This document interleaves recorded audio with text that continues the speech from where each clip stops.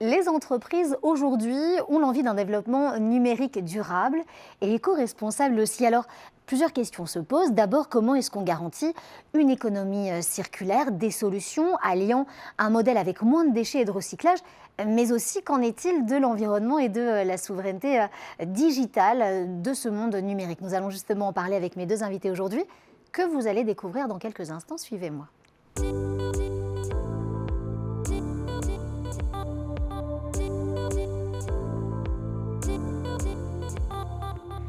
Que va-t-il advenir du futur du numérique dans un monde responsable? Nous allons en parler avec mes deux invités aujourd'hui. Sabine Crespo, bonjour et bienvenue. Bonjour. Vous êtes chef de cabinet HPE et ambassadrice RSE France.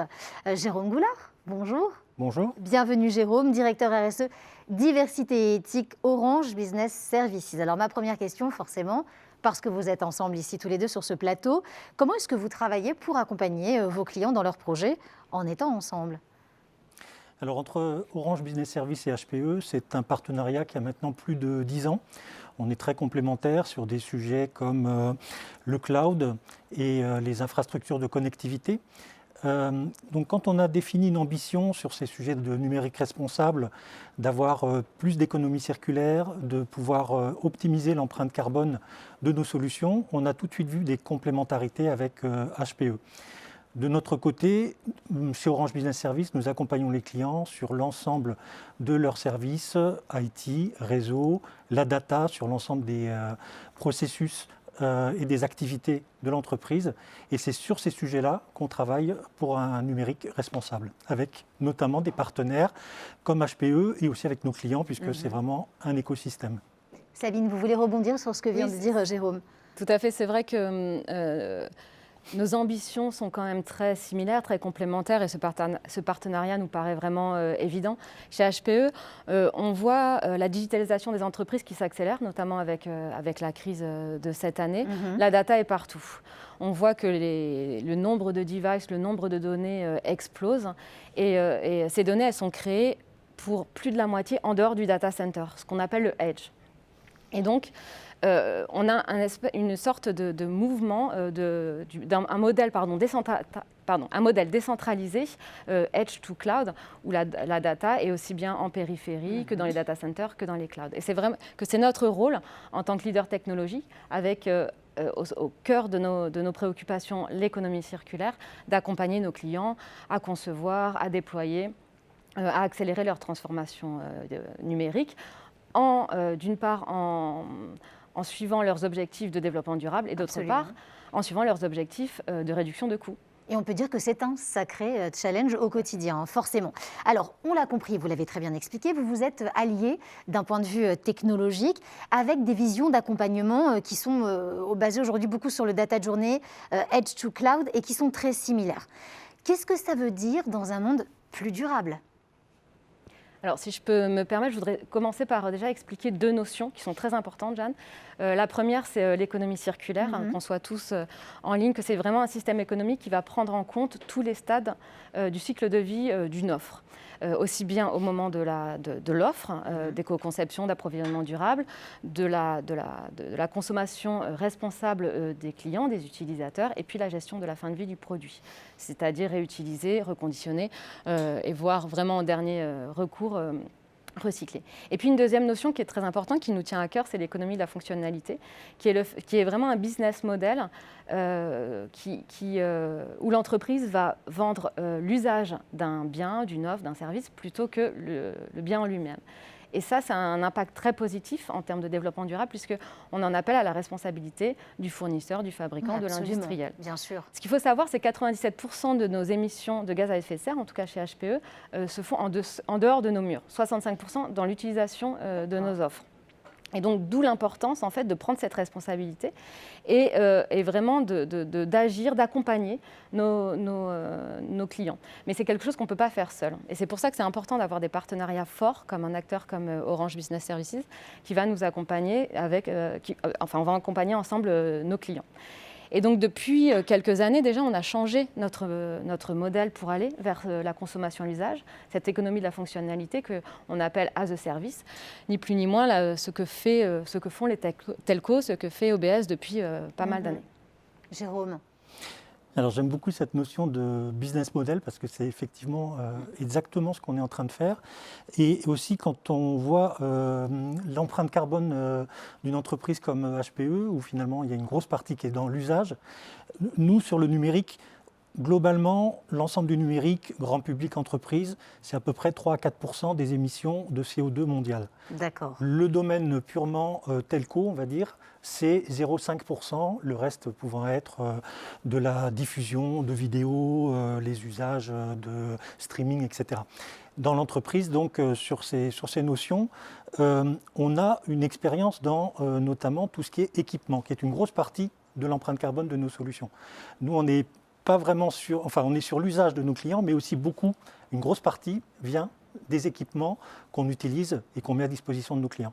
Donc ça fait de nombreuses années qu'on a ce modèle déjà de ce qu'on appelle la data manager, où on gère pour nos clients l'ensemble du matériel, donc on a une vision complète du cycle de vie, et c'est ça qu'on va développer aujourd'hui avec d'autres nouveaux services qu'on va compléter aussi par comment on développe des solutions IT de façon responsable, de façon respectueuse de l'environnement, avec un certain code qui va permettre d'être plus léger en ressources, meilleur en efficacité énergétique. D'accord. Donc c'est ces modèles-là qu'on est en train de développer, et notamment avec des partenaires comme HPE. Donc quand on parle de numérique responsable, finalement on parle d'équipement, d'usage, et après d'efficacité globalement. Et comme on disait, business model, parce que très souvent, finalement, faire attention à l'impact environnemental, c'est aussi améliorer la performance. Absolument. Et dans certains cas, c'est aussi avoir des gains économiques, parce qu'on va faire attention notamment à la consommation énergétique. Alors on aura compris, il y a plein de maillons à cette chaîne pour que les équipements soient plus durables et que ce monde du numérique soit plus responsable. Est-ce que vos clients vous contactent? Quel est leur degré de maturité? Ça, forcément, j'aimerais qu'on s'en parle. Et aussi, comment est-ce que ces projets vont s'articuler exactement? Alors sur la maturité, moi j'ai vu une évolution assez rapide, on va dire depuis 2 ans. 2019, ça a été vraiment la prise de conscience un peu générale qu'il y avait un sujet autour du climat, autour de l'impact des entreprises, de ce qu'on peut faire dans la société, dans le rôle que peuvent jouer les entreprises sur les sujets climatiques, environnement, responsabilité d'entreprise de façon générale. En 2020, je pense que la crise Covid a accéléré encore plus cette prise de conscience. C'est sûr. Parce qu'on a parlé du rôle des entreprises, des services essentiels, de pourquoi une entreprise a une activité, quel est son rôle, quel est son objectif, sa raison d'être. On a défini chez Orange notre raison d'être justement l'année dernière. Bien sûr. Et donc, on a aujourd'hui, en 2021, je pense que ça va être l'année où on va avancer sur les standardisations, sur les méthodologies de calcul, parce qu'aujourd'hui, on reste quand même dans des sujets qui sont émergents. Il y a différents modèles. Et ce que je vois aussi bien avec nos clients qu'avec nos partenaires, c'est qu'on est tous à se dire, regardons ensemble comment on va aborder le sujet, mieux travailler sur le type d'infrastructure, le type de solution, en fonction des usages qu'on a vraiment besoin de digitaliser.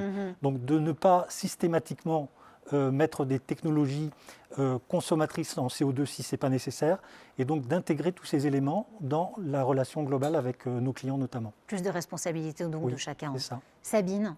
Concrètement, pour rejoindre Jérôme, si un leader RSE ou un DSI dans une entreprise a pour objectif de réduire l'empreinte carbone de son département, a l'ambition de réduire ses déchets électroniques ou tout simplement globalement de répondre aux objectifs du développement durable de l'entreprise, il peut effectivement se tourner vers nous. On a élaboré un ensemble, Jérôme le disait, de solutions, de mesures, d'outils, de prestations de consommation, de modes de consommation qui peuvent répondre justement à tous ces défis. Alors forcément, et ce sera ma dernière question pour vous deux, à plus long terme, comment est-ce que vous voyez ces évolutions d'une part, et puis d'autre part, est-ce que le numérique responsable, parce qu'on se pose tous la question, se limite à la réduction de son empreinte environnementale? On imagine que c'est peut-être pas que ça en réalité. Alors c'est une composante très importante. Je pense que tout le monde maintenant est conscient que le numérique n'est pas neutre, n'est pas uniquement immatériel, mais il y a une vraie technologies, avec des data centers. D'ailleurs, chez Orange, on a depuis plusieurs années mis en place des nouvelles méthodes de gestion de nos data centers pour qu'ils soient beaucoup plus efficaces et moins consommateurs, moins émetteurs de CO2 notamment. Ce qu'on voit aujourd'hui, c'est dans les évolutions, deux choses, je dirais. Il y a une première partie qui est que le numérique responsable, ça va être aussi d'utiliser ces technologies, ces solutions, pour développer de nouveaux modèles, y compris dans les autres secteurs d'activité. Ça, c'est quasiment le seul secteur d'activité, le numérique, qui est capable d'aider, de contribuer aux enjeux des autres secteurs. Absolument. Parce que via des solutions de smart city, de smart building, d'Internet des objets, d'intelligence artificielle adaptée à certains modèles, on peut tout à fait avoir un impact positif sur des émissions de CO2 ou d'autres éléments environnementaux, la smart agriculture par exemple. Il y a énormément d'usages possibles du numérique dans les autres secteurs d'activité pour améliorer leur propre empreinte. Et puis après, si on essaye de voir plus largement, je pense qu'il y a deux autres notions qui sont intéressantes quand on parle de la numérisation globalement. Il y a le sujet de l'éthique, de l'intelligence artificielle et des data. Nous, chez Orange, on a plusieurs personnes et entités qui travaillent là-dessus. On a notre filiale Business et Décision qui a d'ailleurs lancé un livre blanc sur l'éthique de l'intelligence artificielle. Et puis il y a un autre sujet qui est plus récent encore, qui est encore plus émergent, c'est ce qu'on a appelé l'intelligence artificielle inclusive. C'est-à-dire comment est-ce qu'on évite tout biais dans l'usage du numérique, de la data. Dans l'ensemble des processus, on sait qu'on peut traiter des données extrêmement sensibles. On peut avoir des modèles qui aboutissent à des conclusions qui sont assez fausses quand on ne le gère pas correctement.